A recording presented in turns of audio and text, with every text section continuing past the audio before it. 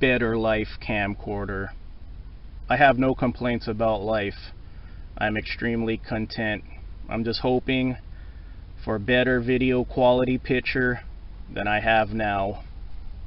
Today's video, a review of this 4K camera that I got off of Amazon. Normally, I don't like to spend more than $100 on a camera. I'm using a $60 Kodak Pix Pro right now, but I think it's time. It's time to get a 4K camera, so hopefully this one's good. Comes with the mic, lens hood. It comes with a camera case. I'm actually going to use this. I'm actually going to take really good care of this. I buy cameras a lot because I always drop them, and that's why I limit my budget to $100, because I have to keep buying cameras once a year. But I'm going to try not to drop this, and I'm going to put it in a case. Also has a remote. I didn't expect this. Everything is so advanced now. HDMI cable so you can watch it on your real TV, not through the little viewfinder. And it came with 2 batteries and a charger, which I forgot at home. Let's go ahead and test this out now. I run an automotive YouTube channel, so I feature my vehicles on my channel. This is my 03 Z06. It's cleaned up. Quick walk around with the Kodak Pix Pro, and then after I walk around my car, I'm going to try out the 4K camera for the first time. Cleaned this last night. Thing with the black car is that after you clean it, it stays clean for like 14 minutes. Then it gets dirty, but when they're clean, they're really nice. So there you go. There's a quick walk around of the car with my $60 Kodak Pix Pro. Then I'm going to take a quick picture of it and compare the pictures. Okay, this is my first time using the 4K camera. Let's see if it looks significantly better than the $60 Kodak Pix Pro I've been using. I'm using the microphone. Hopefully it's cutting out the wind noise.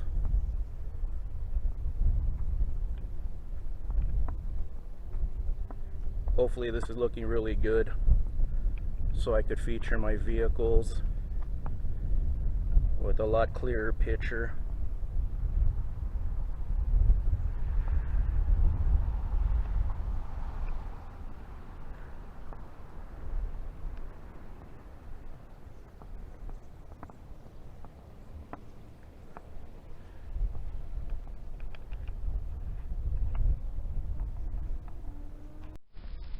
Back to the Kodak Pix Pro.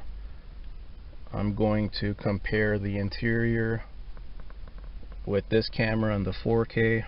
This car's an 03, 18-year-old car, but still in excellent condition, inside and out. As a car enthusiast, car is art to me, and the sound of the car is music to me. I prefer good sound over good picture. This camera is just acceptable picture quality to me, but for sound, I use my GoPro because this camera is horrible with sound, and I'm going to demonstrate it right now. It should be really crackly in the sound department. I'm going to rev it up.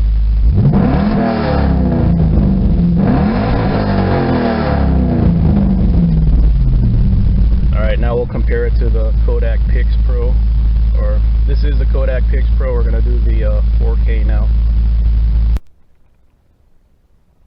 If you're a younger person watching this and you've only ever been in new vehicles, this probably looks super primitive to you. See, I don't care about touch screens or phone connectivity. As a car enthusiast, you know, I'm all about the drive. The driving's the fun part, not being connected to the internet. and being on my phone and texting while I'm driving. I actually enjoy the art of driving, listening to the car. So here we go, let's get a sound test.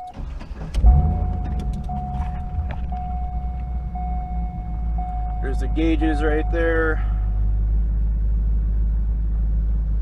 Rev it up.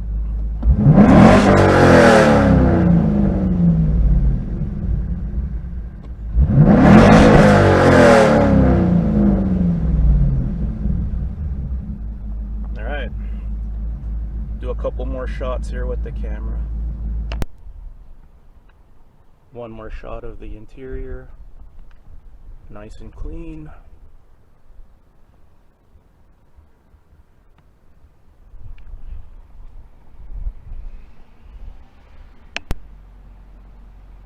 When everything's cleaned up, chrome rims look really good on a black car. It just pops. The black pops and the chrome pops.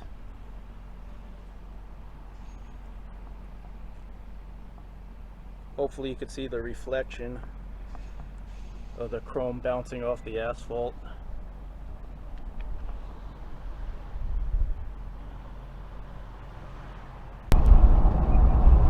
Sound test.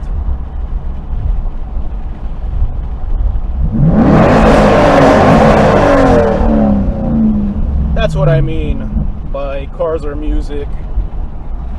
Just coasting in neutral. One more time.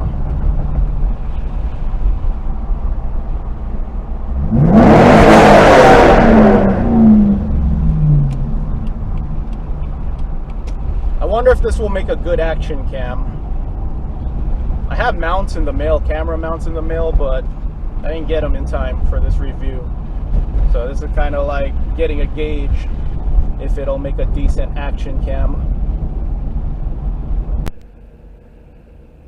I'm going to review the 4K footage right now. The whole time I've been filming, I was using the microphone. I'm not using the microphone right now. So as I speak right now, this is what it sounds like without the microphone. Just reviewed the 4K footage I filmed. So I'm transferring files right now. I'm going to edit it along with the Kodak files, filming with the Kodak again. I'm really happy with it. My car looked really good through the 4K, and what I was most impressed about was the surrounding area, like the trees.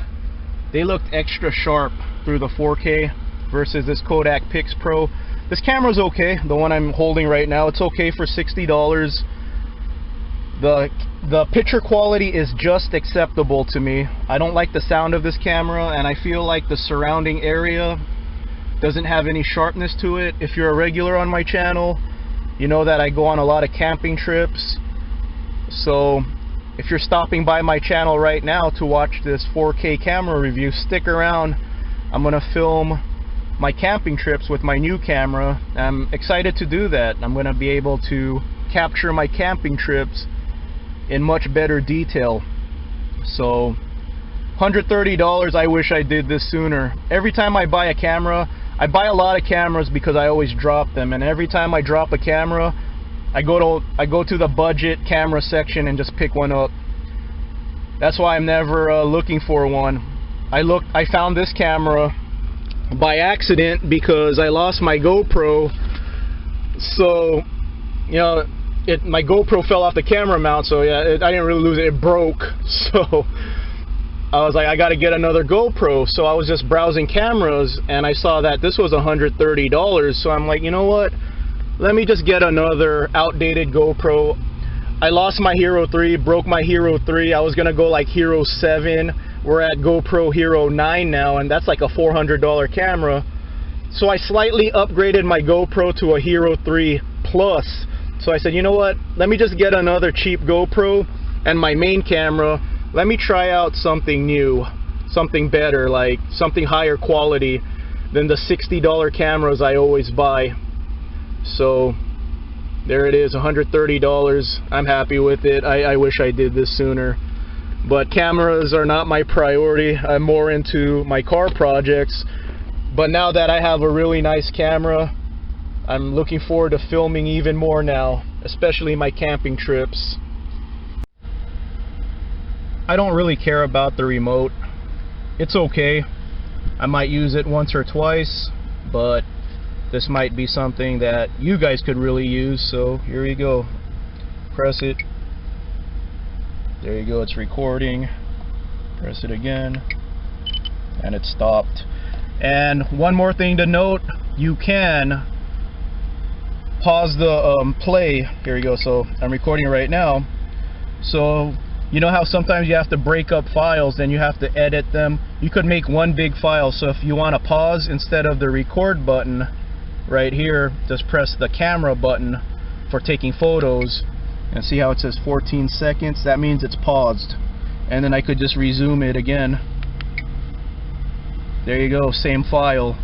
So I like that a lot. And of course, you could use the buttons on the camera. So if you press record twice, you end the file. But if you don't want to end the file and you want one big file, press the top button. The top button is the photo button. So this is the first time I have a camera that could make one big file without me using Windows Movie Maker to put all the files together. This also came with a lens protector. I like this camera so much, I'm going to use the little case it came with. Isn't that cute?